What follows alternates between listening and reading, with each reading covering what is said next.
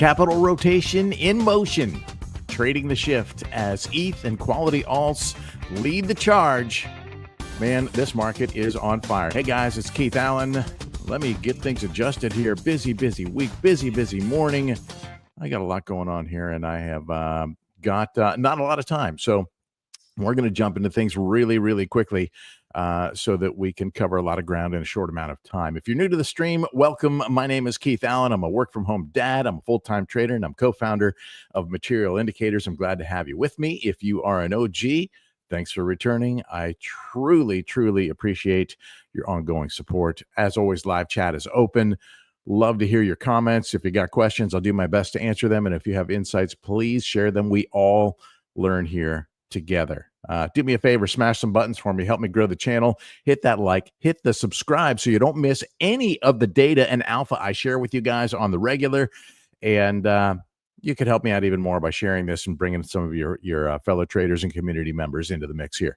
I want to go ahead and dive in quickly because like I said at the top of this thing, I'm short on time, and I've got a busy few days. We're moving next week, so I've got some business stuff going on here through the remainder of the week that's going to have me limited access here. So I wanted to make sure I got something out to you guys before I was kind of offline for a bit.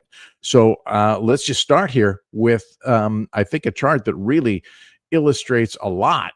And that is this chart I had created for you guys really a while ago. We're tracking Bitcoin dominance. We're tracking total 3 ES, which is the top 100 crypto assets minus Bitcoin, minus ETH, and minus stables.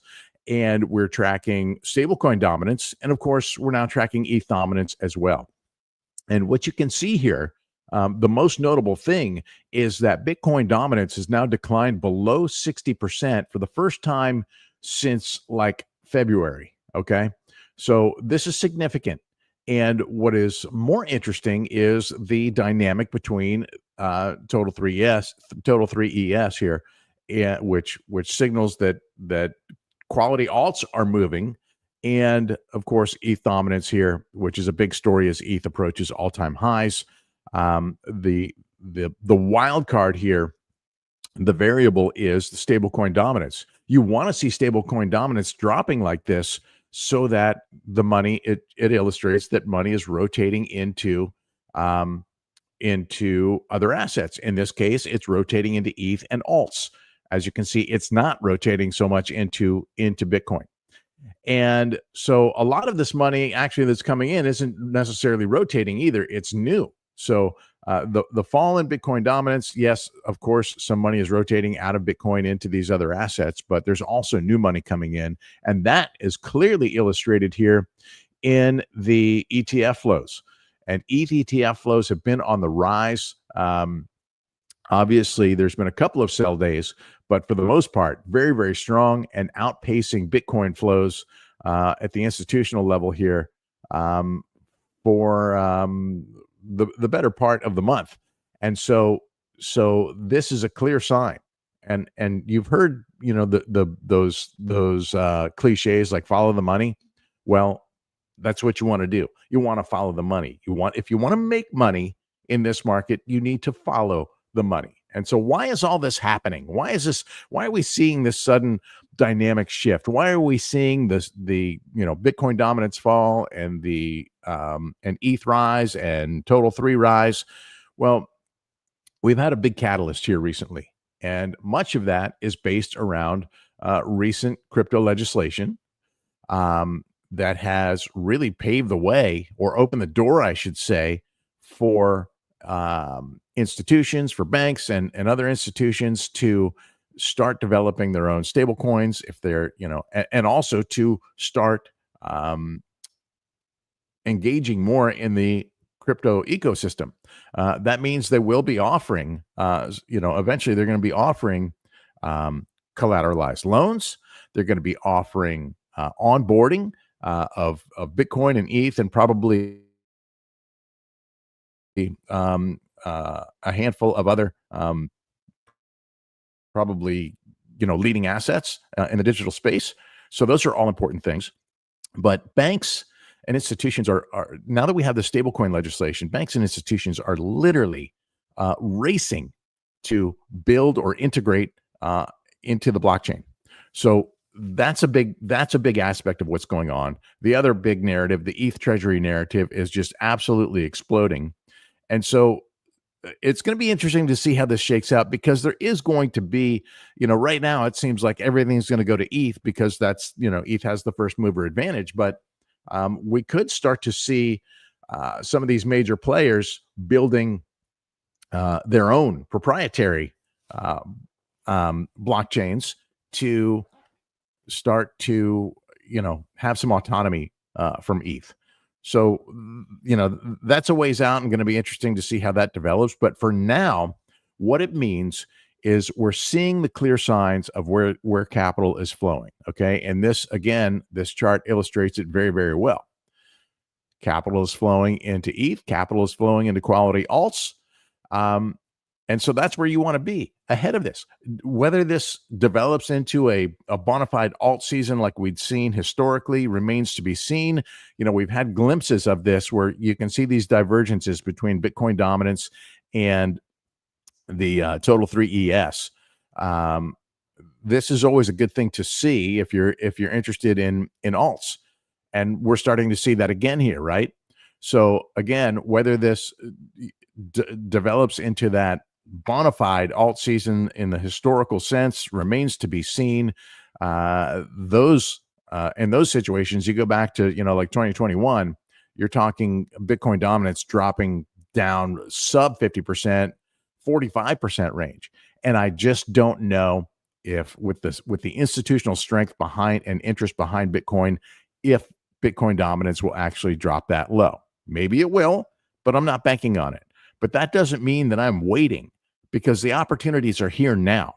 And we can illustrate this even further if we go to the material indicators dashboard and look at the 14-day rolling returns for all pairs. And you can see here that we recently came off just a massive drawdown on the majority of alts. 30%, 37%, 53%, 50% drawdown, 32%, 40% drawdown.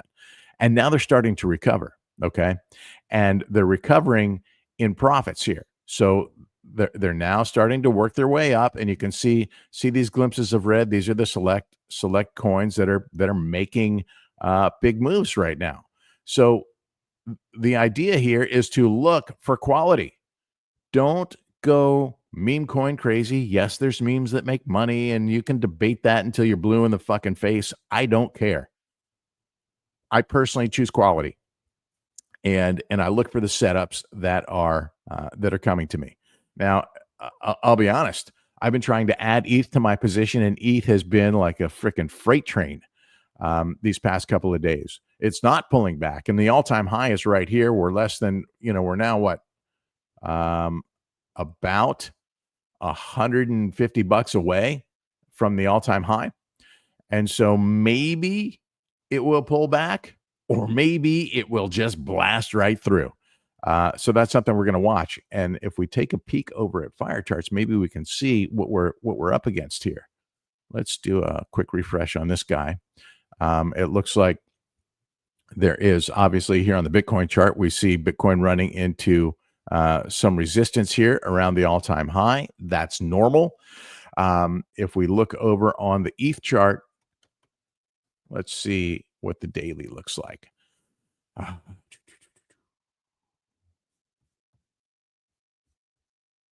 So resistance, but not a ton. I mean, this is I guess relatively speaking, for ETH, it's a lot, but in the grand scheme of things, it's not. So there's about 33 million in ETH Ask liquidity stacked right at the all-time high on Binance.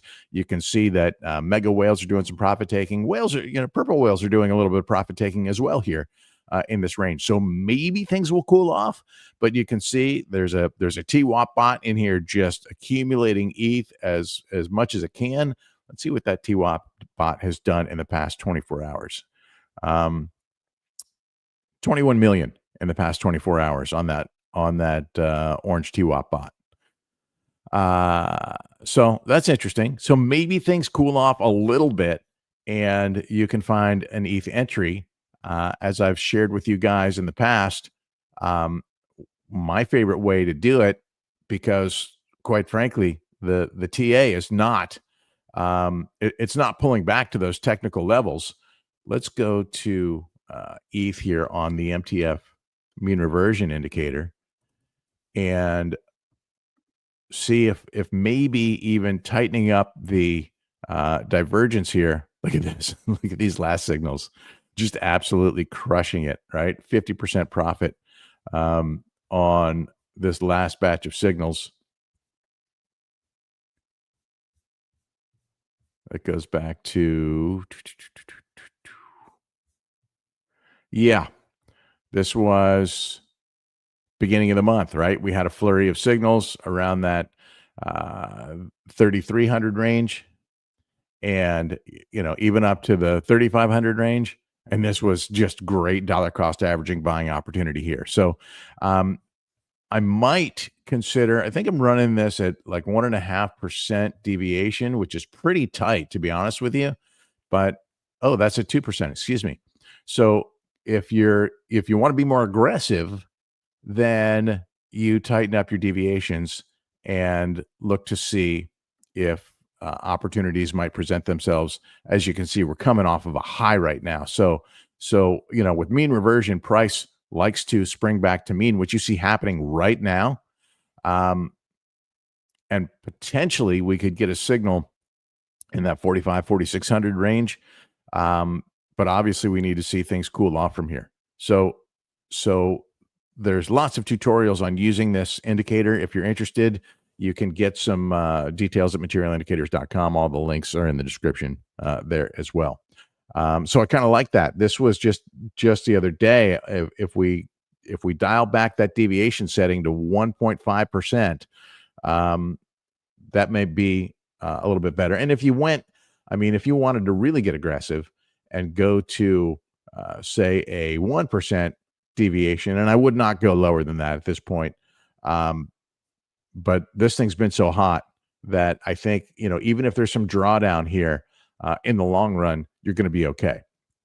So that's just something to think about with ETH. Now, ETH is not the only thing running here, and you can use this on any other asset, right? So let's go back to that, set this back up at 2% and see what maybe Solana looks like, because Solana is also running like mad right now.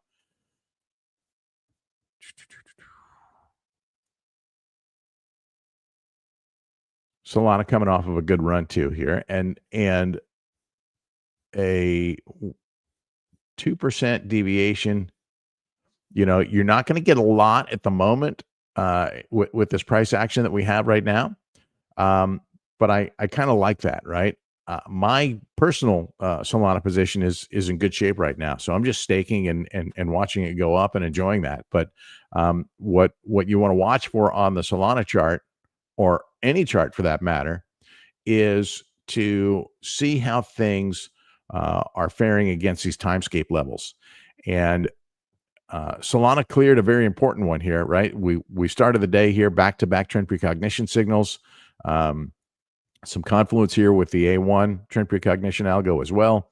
So that's obviously solid. And clearing this yearly open was very, very important. Holding above this, obviously is critically important. So running into a little bit of resistance here at a prior quarterly open. And then the next big hurdle to clear here is this January 6th. That's the first week of the year. And these weekly opens on these annual and quarterly increments seem to matter. I'm not sure why they matter, but they matter. And the reason I know they matter is because if I scroll through the history of the chart, I can see all the times that they've come into play. And so they do matter. And I encourage you, if you haven't seen this indicator yet, it's called Timescape Support and Resistance Levels, and it is making technical analysis really easy. I mean, where you have confluence with the other TA and other indicators, it really, I think, it increases the strength of those levels. And so I would look at the strongest support level right now in this 176, 175, 176 range. A lot of confluence here among these, and of course, the moving average is stacked here. But the 21 right here at this 176, 177 level looks pretty solid here. I'd like to see price hold above this yearly open, though. Maybe it never even goes down there. So if we could get a retest here, that would be an opportunity. And then clearing this January 6th level would then be really the last hurdle to start heading back towards all-time high territory. So this works on any asset on TradingView, so I encourage you to check it out as well. What else do we want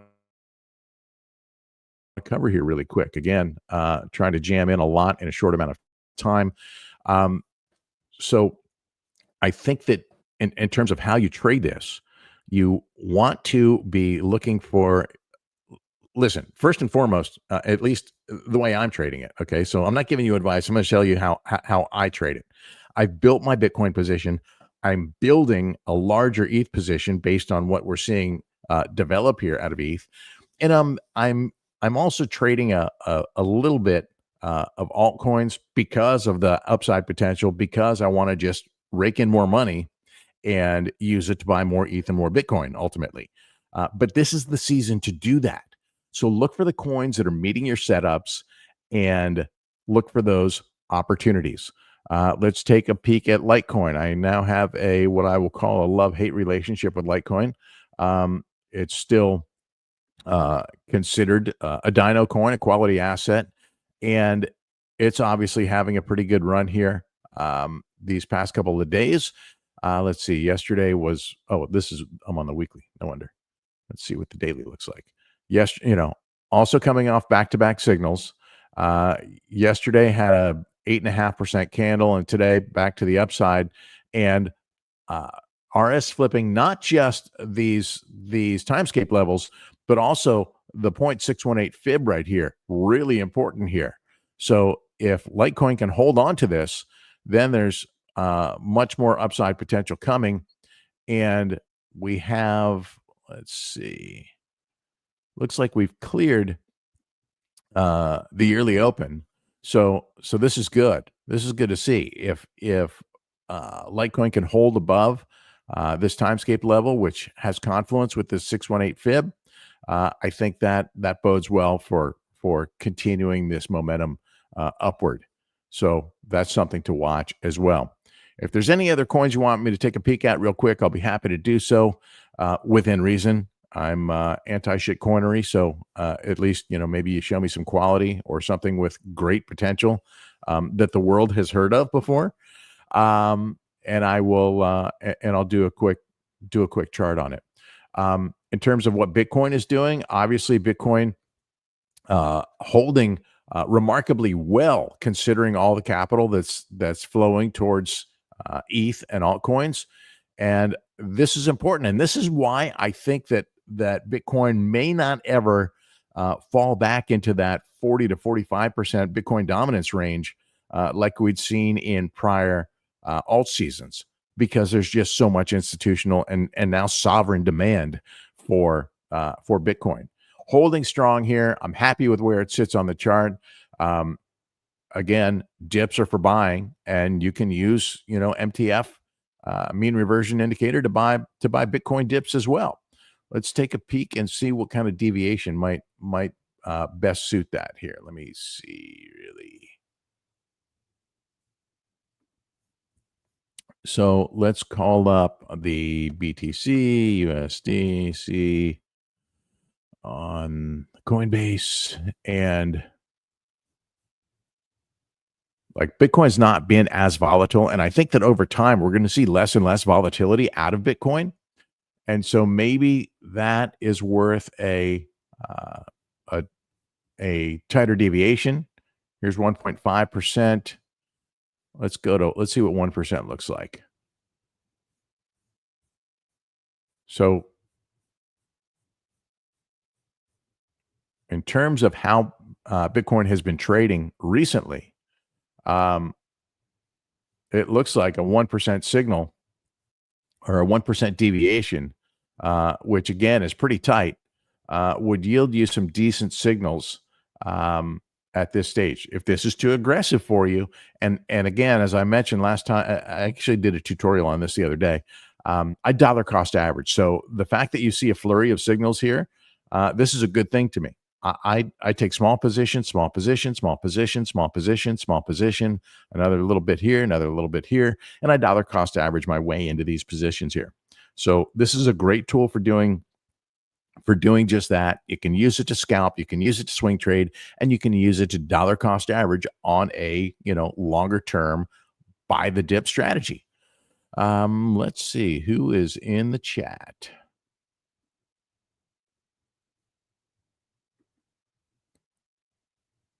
Hey, Alex, what would be perfect ratio for short-term portfolio growth? Bitcoin, ETH, Sol. Gosh, I will tell you, I'm personally way overweight on Bitcoin because I've been focused on that for so long, and I'm trimming that back because I'm adding to my ETH position, and I do have a little bit of Sol. I'm not sure that I would call it optimum or ideal, but I would tell you that I am currently at a 70% weight on Bitcoin, and I'm scaling that back. And I'm currently at like 2.5% on Solana and about 10% on ETH. And I'm trying to increase that ETH position. Probably to at least 25%. And I, of course, keeping some powder as well. So really depends if that's your full portfolio. For me, I'm top heavy on Bitcoin, ETH, and then Solana would be a small percentage. And it's growing. So, maybe that position grows over time. I'm staking it, so I'm just kind of letting it do its thing. Same with ETH. I staked, as of last night, I've staked everything I have on ETH as well. Mark, can I elaborate on Chainlink? Let me take a peek at Link. Let's go to the timescape. Let's go to that symbol is Link, right?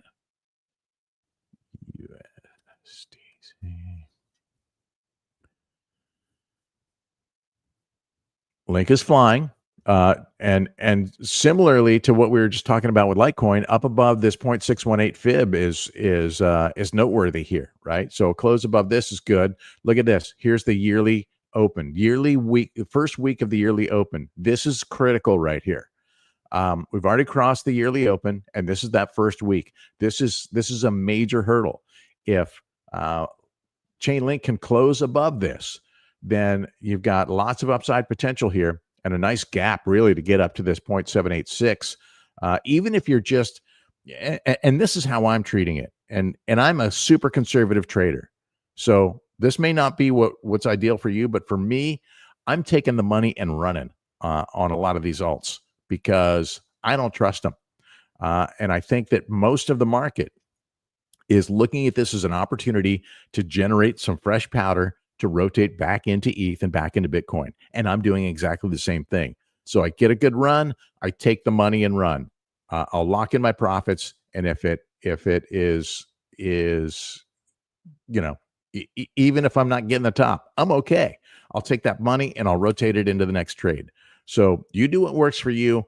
That's what works for me. Yes, I leave money on the table, but I have no regrets whatsoever because I'm printing money and I am using it to scale my portfolio and compound. Hope that answers your question, man. I'll do this. I'll give you a quick look at Link on fire charts and see if we get, you see, I jumped the gun, but it looked like ETH resistance was stacking heavy at the all-time high. Let's take a peek at that again really quick. Let's see. That's now just moved up to 45 million. We were, I think, at what, 34 a minute ago. So another 10 million just got added to that. So maybe we get a little cool off. We get a little reprieve here. to find an ETH buying opportunity here pretty soon. Link. One of the great things about Fire Charts, not just the fact that we have a great data visualization tool of the order book and that we have the order flow data below it, but we're supporting uh, literally like 800 coin pairs, and there's no other heat map, no other heat map that I know of that does that. Looks like Link is getting some support here. Nice ladder of bid support to help keep things elevated here, but there is some profit taking going on here from whales, so be mindful of that. It's just a matter of what you're looking for out of this position. I would say it looks like we do have good support here, trying to keep things elevated above that timescape level and above that 618 fib. And if you get a close above that, then these other targets come into focus here. So looks pretty good. There is profit taking going on, and be mindful of that. So don't ape in. Look for that next opportunity as well. Well, guys, I'm going to have to call it here. I got to run into another appointment here, but I really appreciate you guys joining me on this. I hope you gained something valuable out of this little session, and I will do my best to chime back in and do it again very, very soon. But I got a busy rest of the week, and again, a move scheduled for next week. Looking forward to getting that new studio up and running and being able to bring you these analysis on a regular basis once I get this move behind me. All right. This is the money making season. Take advantage of it, my friends, but choose wisely. All, and that's easy for me to say. All alts are not created equally. Go for quality.